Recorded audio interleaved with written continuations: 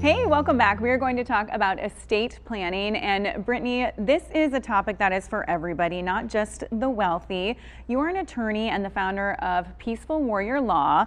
Tell me why this is for everybody. I think sometimes people hear estate and they think you just have to have this sprawling estate. Yes, I would say one of the most common misconceptions is that people feel that they're not wealthy enough for estate planning, or they're not old enough, or if all they have is a will, that they're covered. But really, it's the everyday family who really can't afford to not have an estate plan, because the cost of dying without one is so expensive.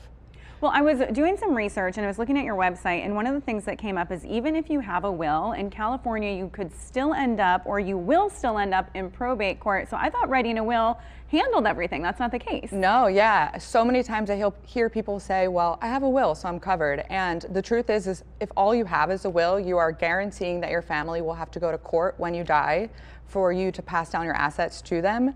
And that court process can take anywhere between 1 to 3 years and winds up costing them, anywhere between $20,000 and, $80,000 just for you to pass your assets down to your kids.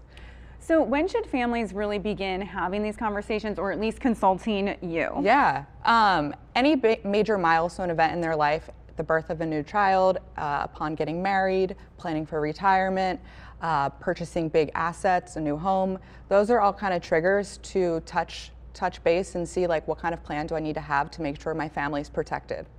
So I'm curious to know what makes you different from other attorneys in town, because I mean, even just the name Peaceful Warrior Law, that's significant. Tell me a little bit about you, your philosophy, your theories. Yeah, I really try to take like a holistic approach and really relationship oriented to make sure that, people feel comfortable in talking about really sensitive topics and making sure that their family has somebody to call when, the worst case scenario happens to them.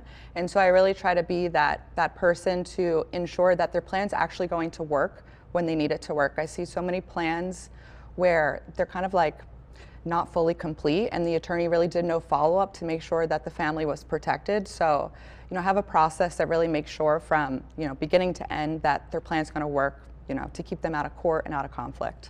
I can tell getting to know you right now, you're so easy to talk to. What keeps you going? I imagine it's a rewarding yet stressful experience. Yeah, no, I genuinely love helping so many families, and it's one of the only areas in the practice of law where you can kind of guarantee that what I'm saying I'm going to do for you, I can actually do, right? Like, I can put a plan together to make sure that your assets are going to pass down to your kids are going to be protected, your kids are not going to lose their inheritance to their future divorces or creditors, and really just kind of give that comfort to families that they have control and peace of mind. You mentioned a few factors that are big variables, maybe the birth of a child or a divorce. Once you've put something together, can you change it as time goes on? How does that work? Oh, great question. Yes, so you can make changes to your plan at any time so long as you have capacity, and so that really is the benefit of having a living trust. A living trust is superior to a will alone, and you can make changes to it as often as you want, and as your life changes, you should update your trust. I have a rule of thumb that at minimum every 5 years you should check in and review your estate plan.